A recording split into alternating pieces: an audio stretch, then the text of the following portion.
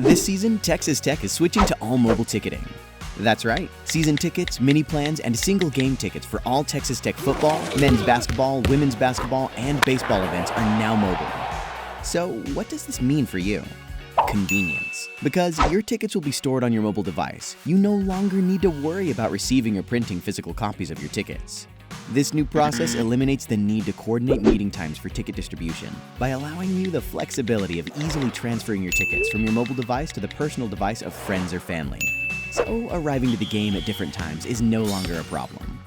Eliminating the costs of printing physical tickets allows us to put more resources into enhancing both the student-athlete and fan experience. Prior to arriving to the stadium on game day, be sure to check your Apple Passbook or Google Pay and confirm tickets have been added. On game days, all you'll need is your phone, your physical parking pass, and of course that Raider Power Spirit. If you have any questions, feel free to contact support in the Texas Tech ticket office at 806-742-TECH or visit texastech.com/mobile ticketing. It's typical Tech. Typical Tech. It's a touchdown, Red Raiders. Fantastic. Lubbock and leave it. And they hail from Lubbock, Texas. That's pure Texas Tech. Hello and welcome to another edition of Typical Tech. I'm Robert Giovanetti. Hope you are having a great week. So glad you could join us on another episode of Typical Tech, brought to you by J-Ferg Pros, a proud partner of Texas Tech Athletics. When it comes to roofing, construction, and plumbing, don't settle for anything but the best. Contact J-Ferg Pros, the best solution for your home or business. As we do each and every week, we have a fantastic program lined up for you today. How about the boss, Kirby Hocutt, Director of Athletics, is going to join us. You know, Kirby has got his own show, the Kirby Hocutt radio show, but right now during the summer months, that show is on hiatus. So we're going to check in with Kirby, and we're also going to hear from Derek Jones. Derek is the associate head coach and secondary coach for the Red Raider football program. Just came here from Duke University, so going to be great to hear from Coach Jones. And if you haven't ever heard Coach Jones speak, you're going to really love that. Speaking of Coach Jones, it gives us the segue to this week's Typical Tech trivia. Doug Coleman had 8 interceptions last year, which you would think would be the school record. That's a lot, 8, but it's not. The school record is 11. Can you name the Red Raider who had 11 interceptions in a season? And a little extra credit, can you name the year that it happened? So Doug Coleman had 8. That's the second most in school history in a season. Someone else had 11 in a season. Who was that Red Raider, and when did he do it? So we'll get to that a little bit later in the program, but I mentioned we're going to be happy to be joined by Kirby Hocutt. Let's talk to Texas Tech Director of Athletics, Kirby Hocutt. Now we're now joined by Texas Tech Director of Athletics, Kirby Hocutt. Kirby, it's been a couple months now since we went on hiatus with your radio show, and so thanks for being on Typical Tech. This is the first time you've been on the program, so we're glad you're joining us today. Well, I appreciate the invitation. With each and every passing episode, I always wondered, was Robert going to invite me to Typical Tech? Well, here we go. And so how much further along do you feel like we are than when last time we talked on the Kirby Hocutt show? Do we know a lot, do you think, as we head towards the fall? Well, you know, we continue to have more questions than we have answers to.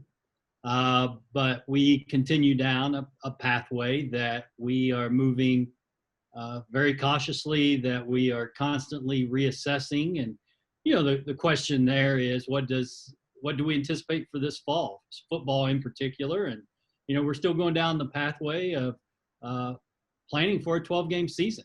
But there's still many questions to be answered. And I think to some degree, it's all out of our control, even at this point in time. You know, we need to see cases across Texas, across the region of the Big 12 Conference, plateau, even decrease.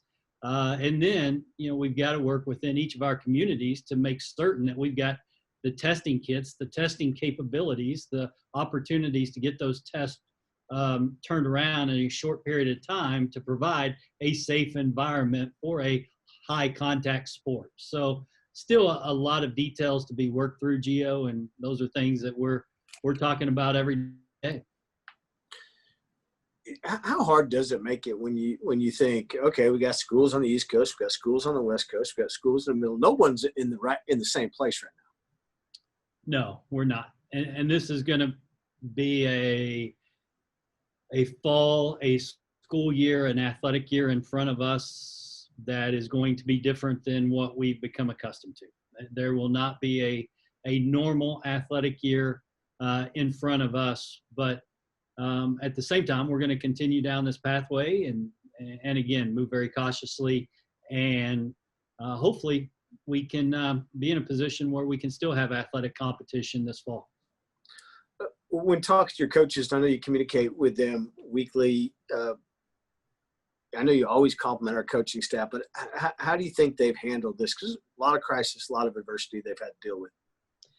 Yeah, it is. They've handled it exceptionally well. You know, being a coach, working in athletics, you're a planner, right? You plan towards the next competition. You have a game plan. You plan towards the off-season program. You plan for the next season. And what has made it so extremely challenging during this time is the uncertainty and the unknown of the future.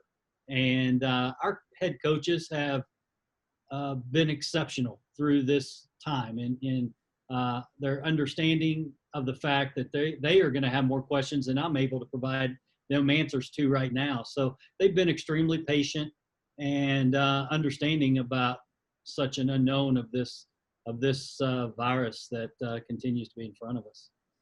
Kirby, from your chair, when you look at all the things that are happening, we've got, the economy is not in a great place right now. We're dealing with the illness, the pandemic. There's been the issue of what happened with George Floyd, which has kind of started a movement. And we know we need to make changes. And we need to know there needs to be a change nationally. How do you handle all that? How do, when you come to the work every day, there's so many different issues coming at you. How are you managing to kind of compartmentalize all these different areas? Well, you prioritize and you keep the most important things the most important, and you move the ball down the field or down the court the best you can. And the only way that you can do that is with exceptional people around you. And Robert, you're one of those. Our administrative staff is, I believe, the best in the nation. Our head coaches are the best in the nation. So you do it by prioritization and leaning upon those that you have around you. And we've got a great team around me here at Texas Tech. And, you do the best you can. But you know that there are conversations that have to progress and move forward. And sometimes those are uncomfortable conversations. Sometimes those are conversations that you don't have all the answers to, but you continue to press forward each and every day. And, with the goal that there are some hills in front of us, there are some mountains in front of us. But once we get over that peak, I want to have done everything possible to make certain that Texas Tech athletics is going to come out of this situation stronger than when we went into it. Something that strikes me, and we've had a couple of meetings for staff on Zoom about, racial prejudice and social injustice. And I know you've done it with our student athletes. And one of the things that struck me is Calvin Robinson, one of our track coaches, said, "Hey, this isn't new to Kirby trying to help facilitate conversation." I knew him back in Miami. He's the same guy now. And I've always thought that because, I know I get to talk to you every day. Not all of our coaches do, not all of our student athletes do. But this is something that you have wanted to try to facilitate change. You started the Diversity Council here in a multicultural team here well before what's happening nationally right now. And so what is it about you that makes that important?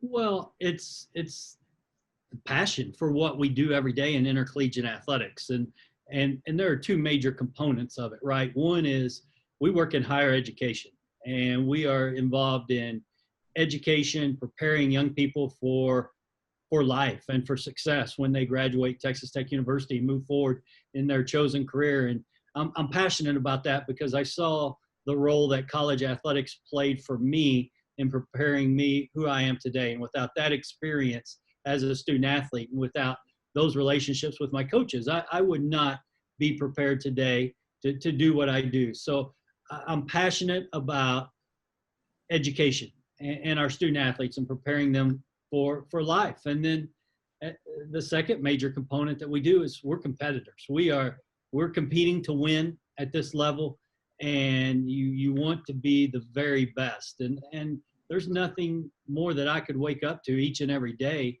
professionally than the opportunity to be in a field of competition where you compete to win and play at the highest level. And then just as importantly, you educate and prepare young people for life. And, we had an opportunity when I was the athletics director at the University of Miami to hire Calvin as an assistant track coach there. And what a small profession it is that we had a chance to do it again when I was fortunate enough to come to Texas Tech. And he's an incredible coach. I think he's one of the best sprint coaches in this country. And so, you just try to be the best you can be every day. And when you're passionate about what you do, you hope that what Calvin shared on that department-wide staff call is what people see in your effort and your energy each and every day.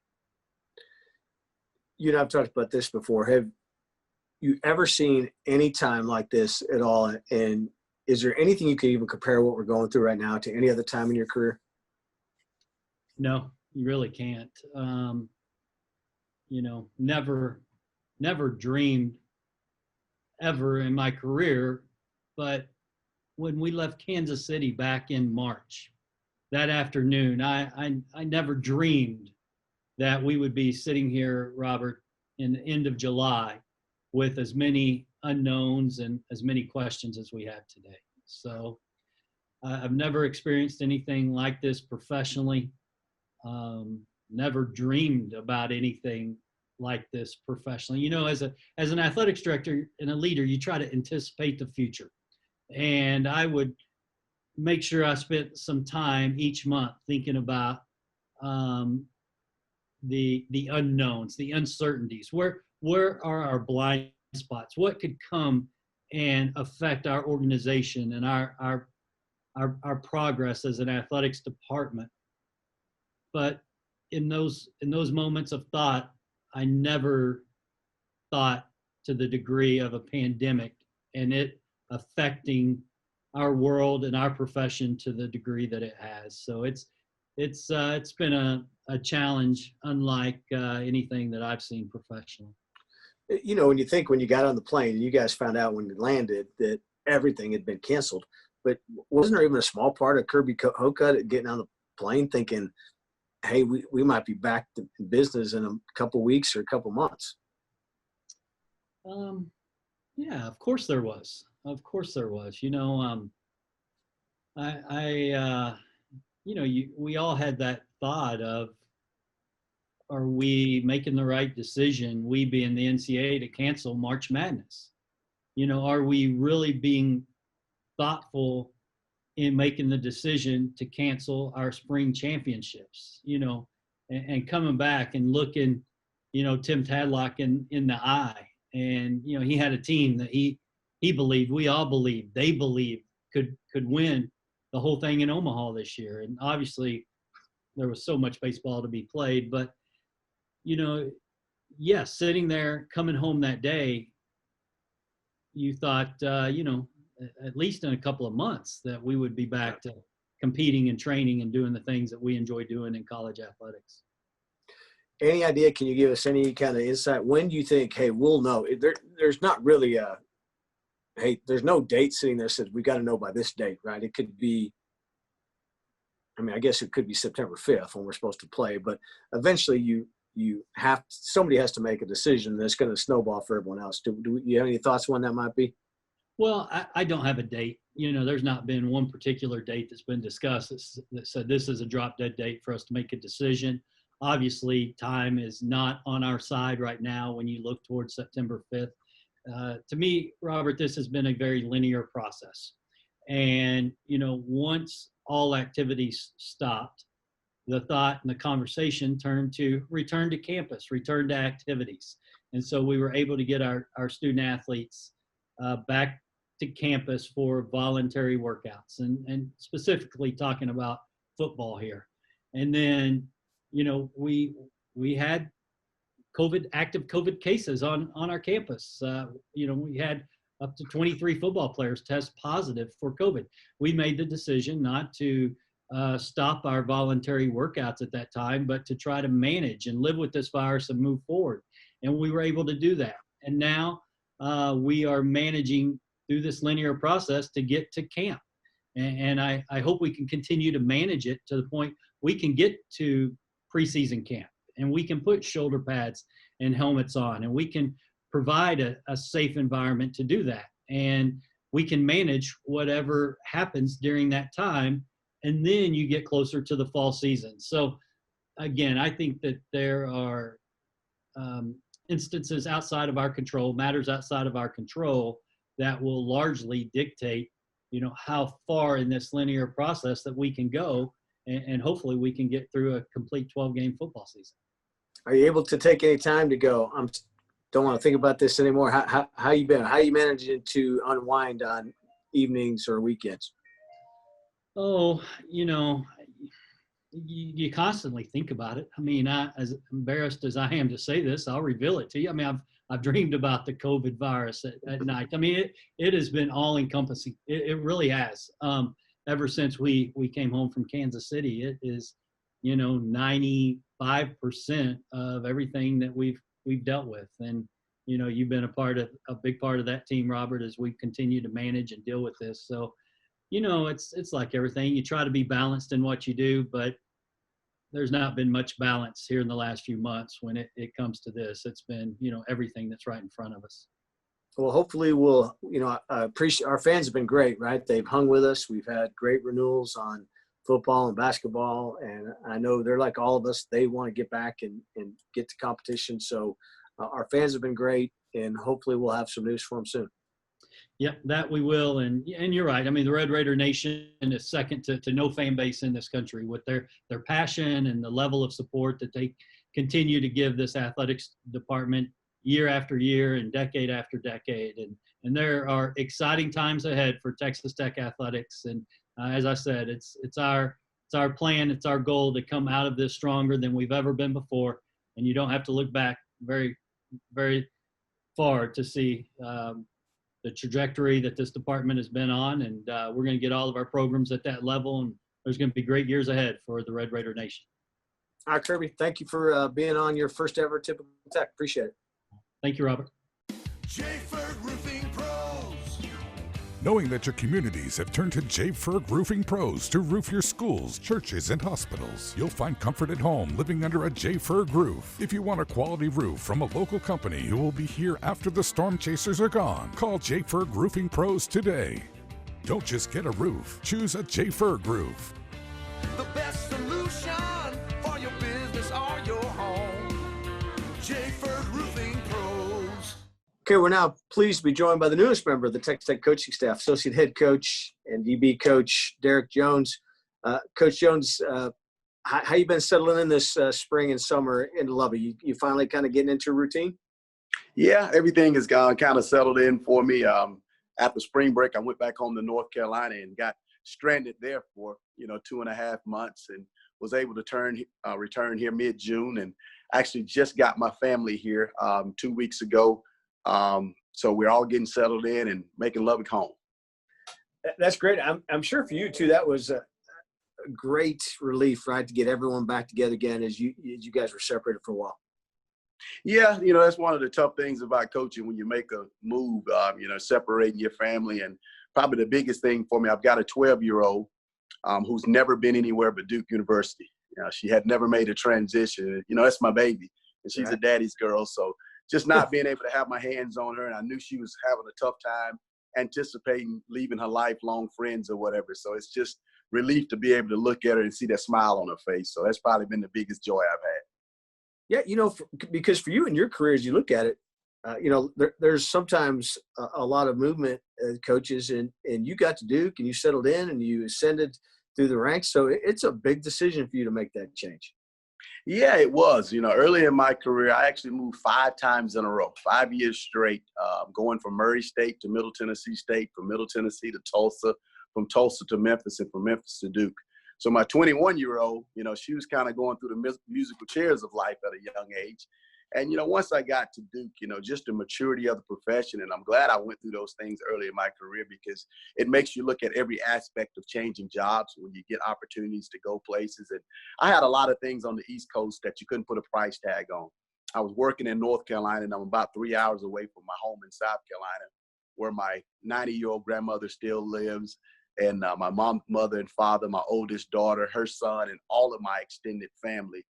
Brother, cousins, and everything. So that was very convenient for me to be able to get to them regularly and them to be able to get to me. So it kind of kept me from taking a lot of opportunities that came my way. But this was a situation that I felt like was too good to turn down. Being able to work with friends, being able to work with guys I respect from a professional standpoint, and just the excitement of what I think we can get accomplished here was just something that I felt like instinctively was good for me to do, and I'm glad to be here. You met Coach Wells and Coach Patterson back at Tulsa, right? You mentioned that through your career. Had you stayed in contact with those guys throughout the years? Is something that you went away for a while and you finally got reacquainted when this position came open? How did that relationship extend? And ironically, I've stayed in contact with both of those guys since our days of 2006 back at the University of Tulsa. My wife and I were packing up several weeks ago, and we've actually found several Christmas cards that Coach Wells has sent us over the years with his daughters being little babies, and just the letter that he sent me. And when my book came out, Coach Wells was the head coach at Utah State, and he called me one day and said that he wanted to order, copies of my book for all of his staff. And it's crazy that, members of that staff were Tomadol, Coach Schultz, Yost, Coach Smith, and all the guys, Farmer, that are on the offensive side of the ball now. So it was just a genuine friendship. And along those same lines, Keith Patterson was coaching linebackers at Arizona State at the time, and he called me and was like, I want to order books for all of my linebackers and my defensive staff here. So it's just a genuine friendship. And Coach Patterson and I, probably every stop that he's made, have talked about me possibly coming to join him along the way. So, we don't talk every day. We didn't talk every week, but we definitely stayed in contact. I think every year when the job market opens up, Coach Patterson and I, while we're out on the road recruiting, would always have lengthy conversations, just catching up on things. And, it was a real smooth transition for me. Hey, speaking of your time there, what you did as a book, because you've got a book that I think you've compiled through the years of quotes and inspirational things that you've picked up. And what gave you the impetus to say, hey, I'm going to put this in? Because a lot of people say they want to write a book. It's another thing to actually do it.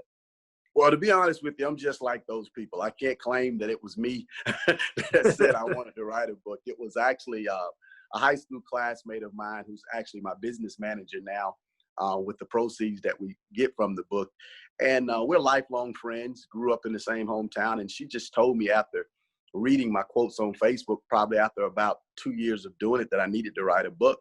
And I tried to make her understand that with the time demands of a coach, I didn't have time to write a book, because I knew between recruiting, trying to balance a family, and the hours that we work, I just didn't have time. And she knows me well enough to know to just kind of leave me alone.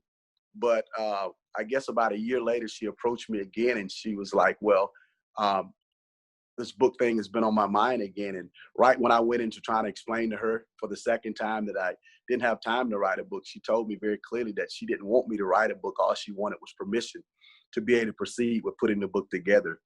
And we made an agreement that I was going to meet her in our hometown. And to my surprise, when I got there, we met in the library of my former high school. And when I got there, she had the editor there. She had the photography people there. She had the people to make the book trailer. She had shirts for me to put on, the whole work. She knew if she got me in one place at one time, she was going to get it done. But to my surprise, when I saw the rough draft of what they had done, it really inspired me that something like that, it came together. And I already kind of had in my mind what I wanted to be able to do with the proceeds from the book. Being from a small town and having people that don't have the means to go to college and do things, I knew that I wanted to be able to use the proceeds from anything that we were able to accomplish with the book to be able to give back to our community. And, it's just a blessing that all this stuff was able to come together, and the book sold really well. But more than anything else, I didn't really put the book together for it to sell.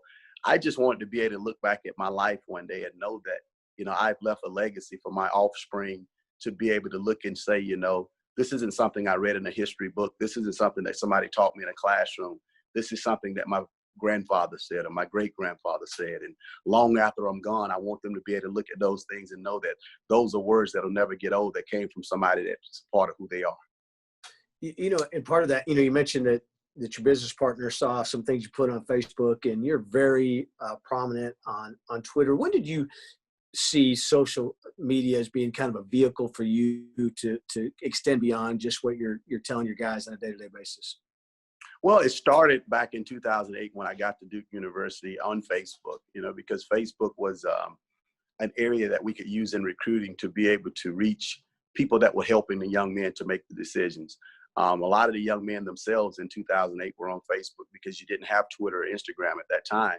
And it was a way to be able to show people who you were as a person, to be able to showcase your family to moms, to dads, to high school coaches or whatnot. And then probably about 3 or 4 years after that, the younger people started to drift more toward Twitter. I was actually anti-Twitter. My graduate assistant at the time, who was Matt Guerreri, who's now the defensive coordinator at Duke, was adamant about trying to get me to get a Twitter account. And again, I'm a creature of habit. I get used to doing something. I just kind of want to stay in my lane. And he was like, Coach, you need to get a Twitter page. And I'm like, man, I can't hardly keep up with Facebook, much less doing something else.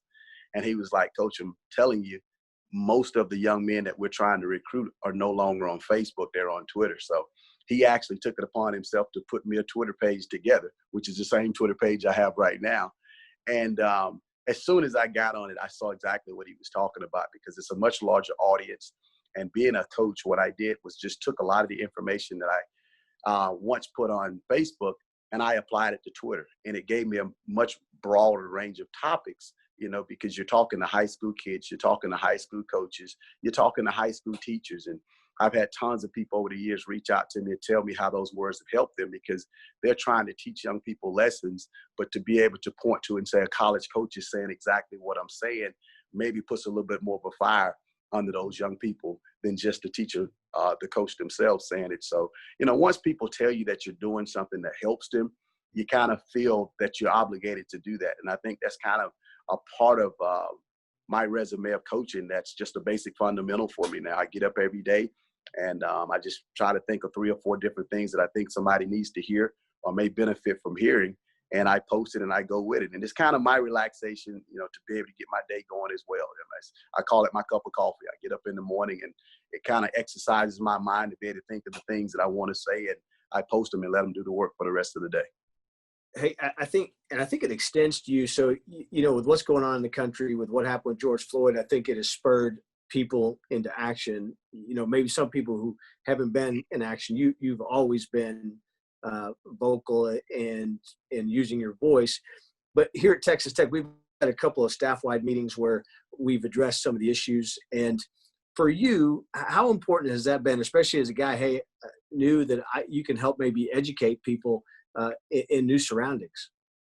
I think it's, just a blessing to be in a position to where you can give people insight on a problem that's been around for a long, long time, and to try to be a portion of the solution to the problem. And, the biggest thing for me is, and I said it on one of those meetings, I think the best thing you can be in life is an example of how you want other people to think, act, carry, conduct themselves, and behave. And I've always prided myself on being that. But I also think you have to be forgiving. I think you have to be open-minded, especially if you're in a business or a profession like ours. And to be able to be a part of a family. I'm a big family guy, and that was one of the reasons I came here, because, we had a family atmosphere at Duke University, and I knew having ties on this staff, it would be the same type situation. So it's just been a blessing to me to be able to take the family atmosphere out of the football office and to be able to expand to an entire athletic department. And I think it's wonderful what Kirby Hocutt has been able to do in bringing all of us together. And for me, it's extra special because I don't know but a fraction of those people on that call. I haven't had an opportunity to get out, shake hands, go by people's offices and say hello because, I was only here a very short amount of time before the pandemic hit. And now that we're so restricted in seeing one another, we only restricted to Zoom. So it's been really good. And I've gotten a lot of feedback from our colleagues and developed some, virtual relationships with some people I haven't actually met now as a result of those meetings. So they've been really good. Hey, do you think you're kind of being ahead of the curve on things like social media, Facebook, and Twitter have helped you in this situation where you're a people person? You're probably much better you're great online, but you're probably 100 times better in person. But that's the way you had to deal with your players and your colleagues, everything else. Has it helped you a little bit, you think? Yeah, without a doubt. I think anytime you're used to doing something, it's an easy transition when it becomes the norm. And for me, I've always been one of those people that prided myself on, you have to prepare yourself in life to be able to deal with adversity. Adversity is something that's going to happen to and affect all of us in some way, form, or fashion. But if the only time you face adversity is when you actually face adversity, you're going to have a hard time dealing with it. So I've always been one of those people that kind of sit back and say to myself, I don't know which direction this highway is going to curve, but I'm going to be ready to roll with it regardless of how it comes. So, luckily for me, I was introduced to social media a long time ago, and I got used to this virtual communication. So it's just been a smooth transition for me. How has the relationship been with your players, your position players? You feel like now you've got a pretty good feel of what you got when we hit the field, hopefully in August? Without a doubt. I think, you always have to find a positive and a negative. And for me, being a new guy to the staff, not knowing my players personally and just kind of coming in here when I did in February and jumping right in with both feet, getting ready for spring football, it didn't allow me the opportunity to get to know my guys. You think about where I came from, being at a place for 12 years, having a hand in not only recruiting my own players, but virtually everybody on our roster because of my role that I had at Duke University. I knew everybody. I knew everybody's mom. I knew everybody's dad or whoever was helping them make their decisions. And I come here and I don't know anything about these young men at all. And one of the things about me as a coach, I'm very passionate about my relationships with my young men. So what this has enabled me to do is to be able to slow things down a little bit and get to know who they are as people, get to know their strengths, their weaknesses, get to know about them, their backgrounds, their families. And it's a lot easier to be able to get somebody to pour into you when you've poured into them. So during the course of the pandemic, we were able to have one-on-one FaceTime calls. We were able to have position meetings and a lot of different things that just slowed down from what would have been normal to allow us to get to know each other. So, even just seeing them around the building in the last couple of days, the smile is different than it was when I left because we all feel like we're a lot closer now. So it's been a huge benefit to me. How have you been able to – I've always loved this with coaches because you guys are so structured and regimented. The uncertainty, we hear different news every day.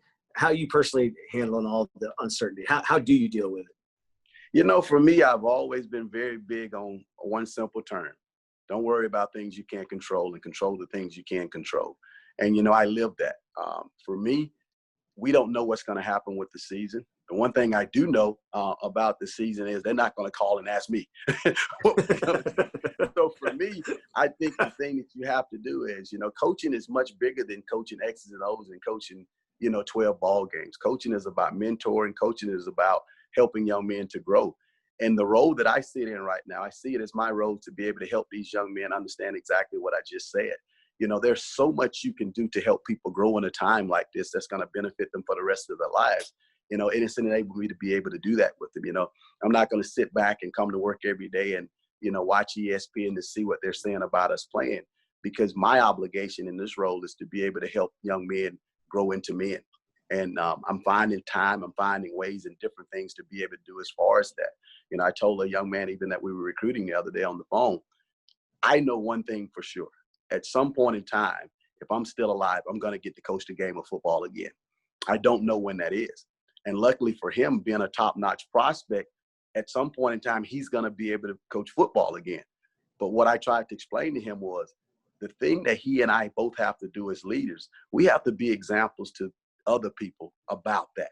You have to be a person that walks in with a smile, and regardless of what the circumstances are, there's always something positive you can find in that.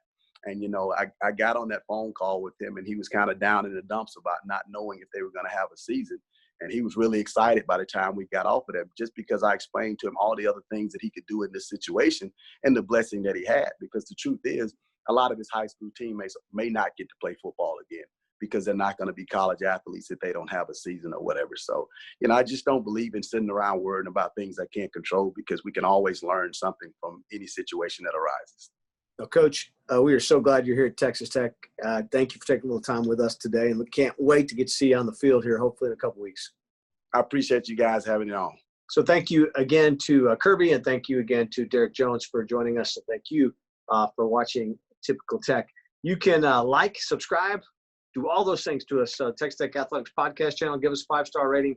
All those things. Go to the Texas Tech Athletics Podcast channel. Not only this particular podcast, but also other great programming on there as well. Mentioned the trivia question. Derek Jones going to be coaching the secondary. Doug Coleman with 8 INTs last year, second most in school history. Actually tied for second most with Tracy Saul and John Thompson. Both also had 8 interceptions. Tracy did it twice, but that's not the record. The record is 11. The question was, who did it and when did he do it? And the answer goes all the way back to 1938. Elmer Tarbox with 11 picks in a season to hold the school record. That's going to be a tough one to get. I mean, it seemed like every game Doug Coleman last year had an interception, ended up with 8. But Elmer Tarbox holds the record for 11. And you want to talk about preseason accolades? How about Rico Jeffers being named to the Buttkist watch list? It's becoming linebacker U around here at Texas Tech. Jeffers, Rico follows in the footsteps of first Dakota Allen and now Jordan Brooks. All 3 of those young men were named to the Buttkist watch list, so we're looking forward to seeing what Rico can do this upcoming fall. Dakota Allen, Jordan Brooks, Rico Jeffers. That is Typical Tech. Thank you again for watching. Make sure you check out Street Dogs. That's our newest podcast. It's hosted by Thomas Bransma. He's going to have former and current Red Raiders on his program, so check out on the Texas Tech Athletics Podcast channel. Check out Street Dogs. It's Typical Tech. Typical Tech. It's a touchdown, Red Raiders. Fantastic. Lubbock and leave it. And they hail from Lubbock, Texas. That's pure Texas Tech. This season, Texas Tech is switching to all mobile ticketing. That's right. Season tickets, mini plans, and single game tickets for all Texas Tech football, men's basketball, women's basketball, and baseball events are now mobile. So, what does this mean for you? Convenience. Because your tickets will be stored on your mobile device, you no longer need to worry about receiving or printing physical copies of your tickets.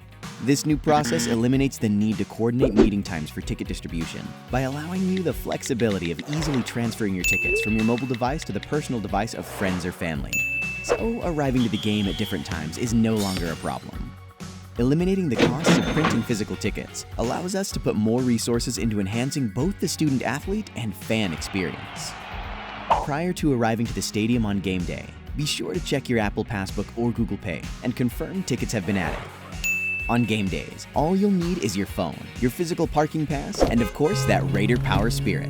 If you have any questions, feel free to contact support in the Texas Tech ticket office at 806-742-TECH or visit texastech.com/mobile ticketing.